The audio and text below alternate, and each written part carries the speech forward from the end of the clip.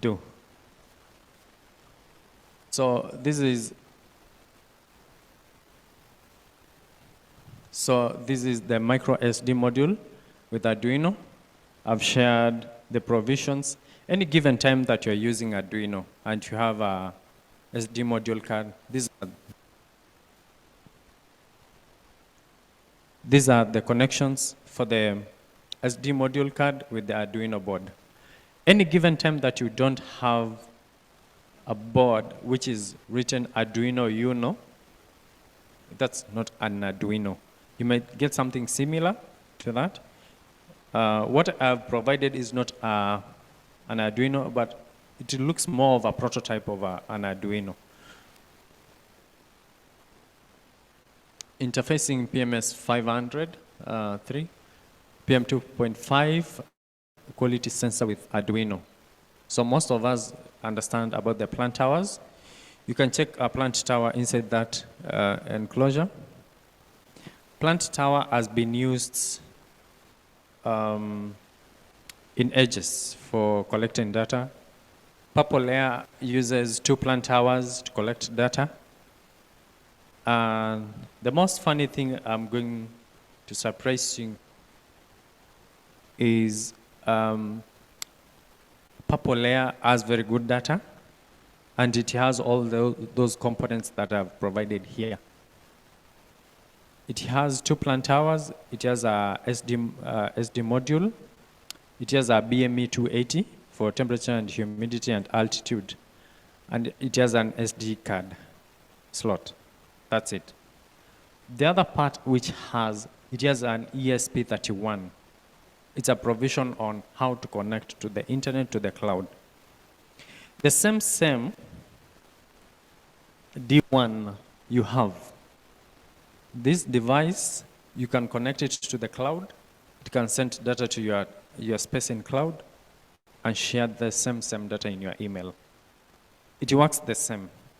If you really want to do a good research, I want you to pick a provision of this ESP8266 and you do a small research on how you can build your own purple layer.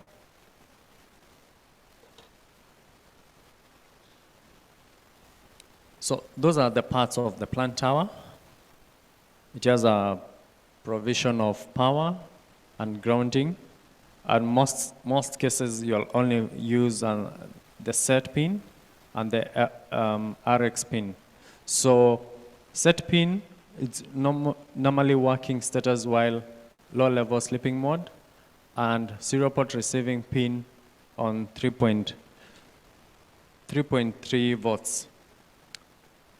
So most times you'll find you have sensors whereby at times they're slowly humming, collecting data. Ideally, these are the 2 pins which really control how that data is collected. So this is the airflow. I don't know if I can get a good zoom on how plant tower internally works. The first phase, we have a lesser resource. After the lesser resource, we have a light scattering measurement cavity, which has a provision of air, both ends. And then we have electric signal. And then we have a filter, which is amplifier to the circuit. And then we have a microprocessor. That gives you the data that you really want. So I decided to open one plant tower and share with you how it really looks like. Because most time it looks too big, but it has very minimal components. So this is the fan. Most times you'll always feel the fan is running, but it really helps a lot for the plant tower. This is the mechanism for the plant tower.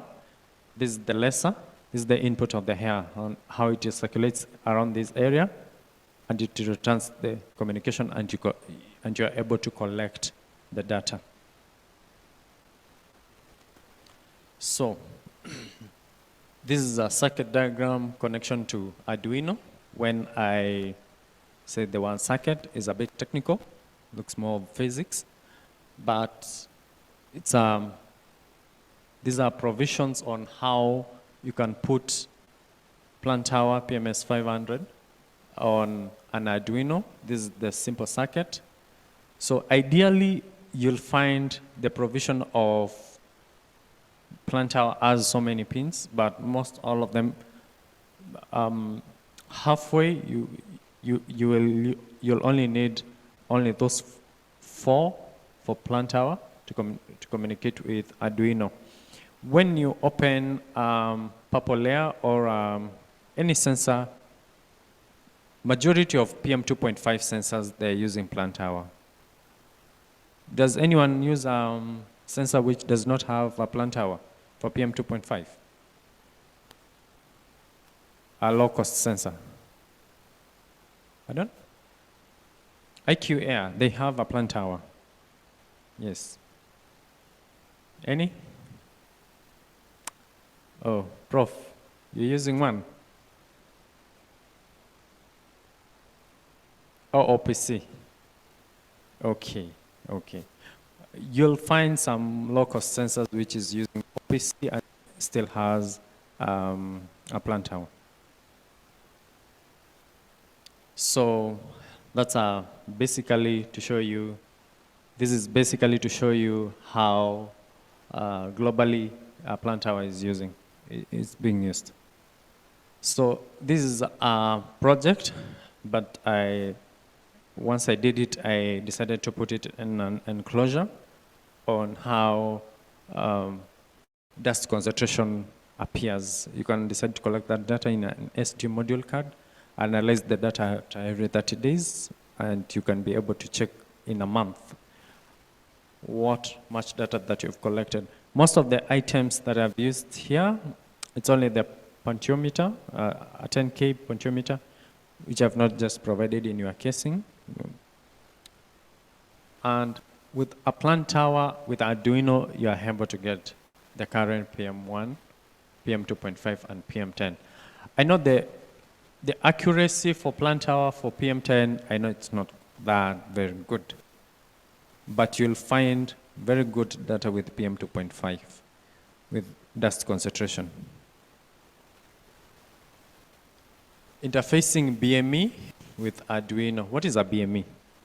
A BME is an environmental sensor, temperature, sensor humidity, sensor and barometer in one board. So I just included a BME 280 inside. Yeah, it has some separate pins. It's very good. It is also included in purple layer and many other low-cost sensors which do not use an OPC. Most sensors which use OPC, they have internal temperature and humidity provisions on how to collect the temperature and humidity of attitude. So this is the structure of BME.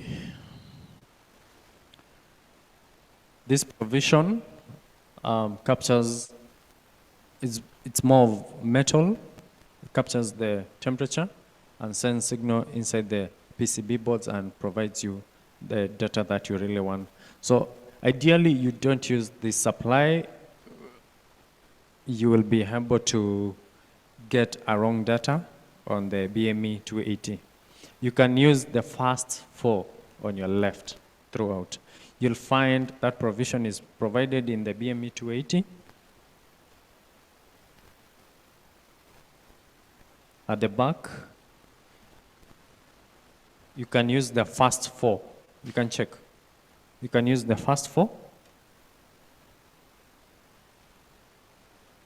And Bosch BME humidity temperature features interfacing humidity, temperature, pressure, and application in health monitoring, well-being, home automation, control heating and ventilation, Internet of Things, like what we just did, and weather forecast, GPS enhancement, indoor, and vertical velocity. So this is a circuit flowchart in a pinout for BME, any given time that you want to connect a BME and you want to check on the current temperature, the temperature that will be provided in a room when you are away. You just leave a setup in your room and you come and you will collect the data on the targeted days that you wanted to collect the data. So Arduino, the moment I write VCC against 5 volts, you just match the provided pins on the boards for both board for BME 280 and for the Arduino. This is the flow of the circuit on how Arduino communicates and provides screen in a provision. That this is the exact project. What I've not just provided is a LCD for 20 by 4. Whatever was available was 20 by 2. But you will collect data and store data. I've provided an SD module card inside the project. We can be able to check the entire data that has been collected all this while we've been here. Interfacing DS1302 real-time clock, which is an RTS module with Arduino board. RTS I have provided inside the board.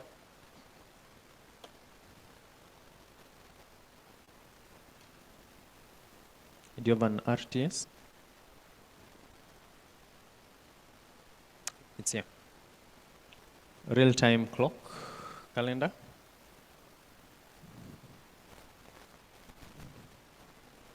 You have an RTS. BME. You don't have the BME. I think they do have a BME. Yes. This is the BME 280. You can solder one end. You can just share.